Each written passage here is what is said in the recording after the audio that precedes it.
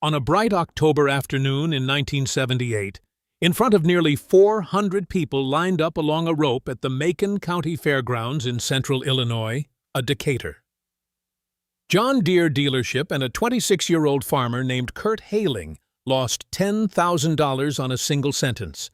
The sentence had been written, in pencil, on the back of a feed store receipt 3 weeks earlier. It said that Kurt Hailing's brand-new $35,000 John Deere 444, the pride of the Hailing family's new operation, fresh off the dealer floor with 12 hours on the meter, would outpull, on a measured sled, a 1952 Farmall Super M owned by a quiet old corn farmer named Earl Whitaker. The dealer had countersigned it.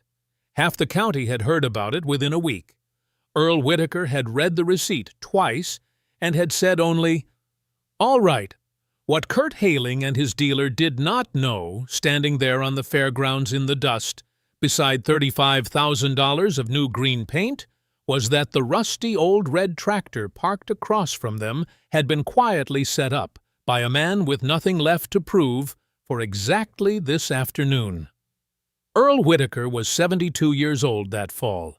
He had farmed 320 acres of Black Macon County dirt for nearly 50 years, raising corn and beans and 3 sons, and he had bought the 1952 Farmall Super M brand new in the spring of '52 from the IH dealer in Decatur, the same dealer, on the same lot, that had since been bought out and turned into the John Deere dealership Kurt Hailing now drove out of.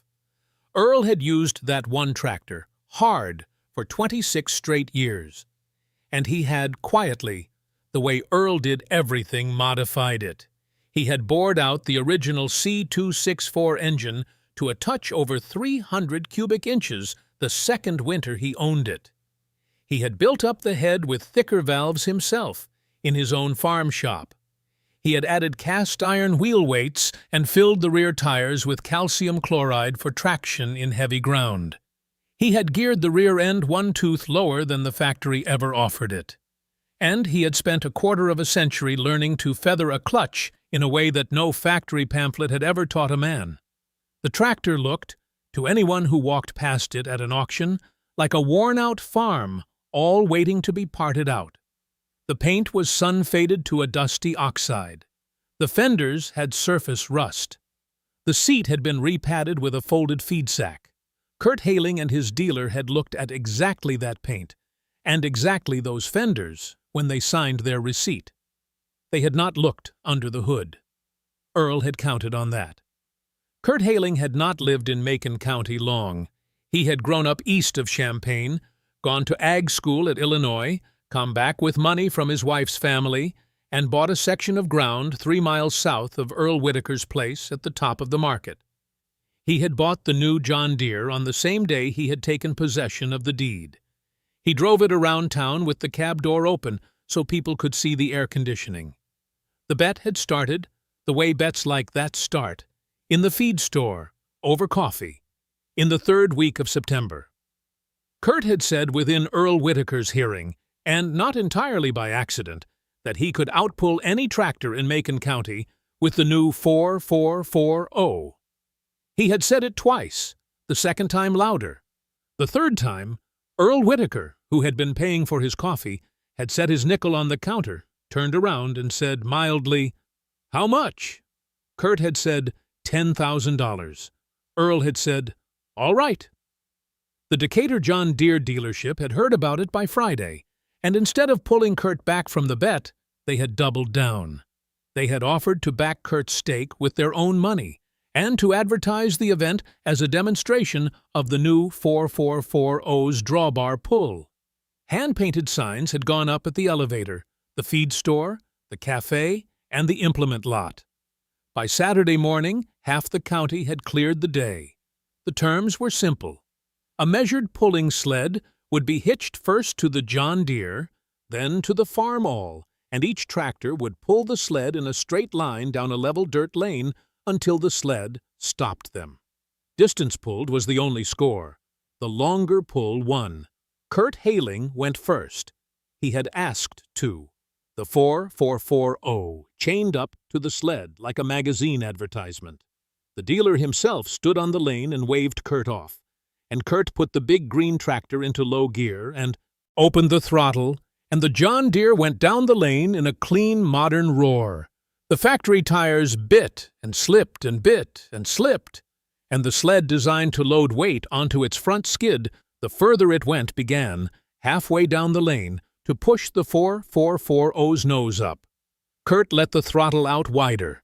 The tractor reared, just slightly, the way new tractors do when they outrun their own ballast. He had to back off. The sled stopped him at 294 feet. The crowd cheered politely. The dealer announced the number on a bullhorn.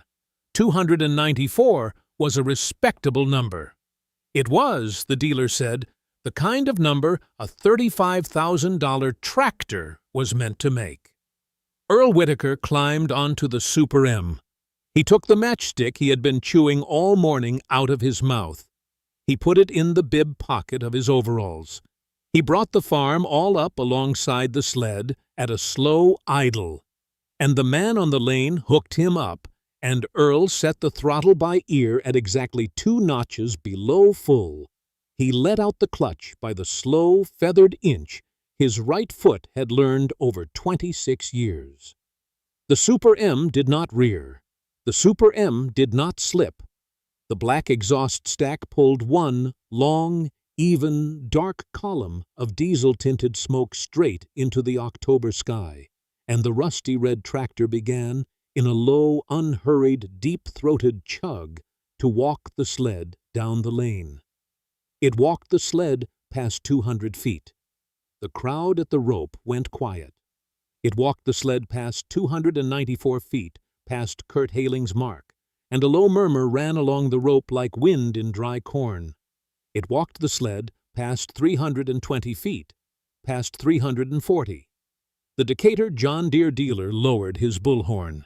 Kurt Haling, standing beside his new green tractor, took off his John Deere cap and held it in both hands.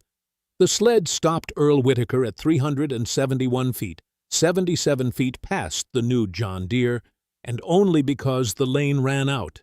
He shut the throttle. He sat on the seat of the farm, all in the warm autumn dust, for a full 10 seconds. Then he climbed down, slow, and walked the length of the lane back to the rope.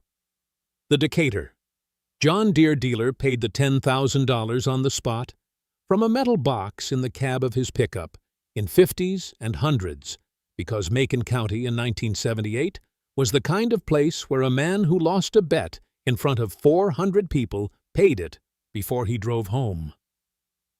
Kurt Haling walked across the lane and put out his hand. Earl Whitaker took it. Kurt said, "I owe you an apology, Mr. Whitaker." Earl looked at the new green tractor, and at the old red one, and at Kurt. And he said, mildly, the way he said everything, "Son, don't apologize. Just remember, it isn't the paint that pulls. The paint is for the dealer. The pull is for the man."